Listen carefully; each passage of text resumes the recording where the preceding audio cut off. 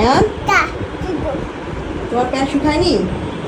হ্যাঁ, ক্লিপ লাগানো হয়নি? এই তো হলো, দাও তো, চাপ দাও, চাপ। আমরা যারা সংসারে রান্না বান্না করি না, একদিন রান্নাঘরে যদি একবেলা রান্না না করি কেমন যেন একটা লাগে না?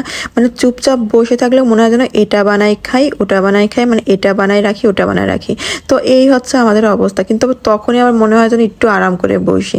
আসলে এই হলো আমাদের সমস্যা, রান্নাঘরে আমাদের ভালো লাগে অনেকটা সময়, মানে এটা সেটা বানাই খাবো বা খাওয়াবো।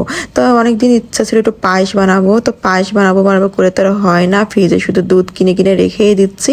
তো পায়েসটা বানাই ফেললাম, মানে হচ্ছে একটু ঠান্ডা ঠান্ডা, আর পায়েস যদি একটু ফ্রিজের খাবার হয় তো অনেকটা মজা লাগে না অন্য টাইমে।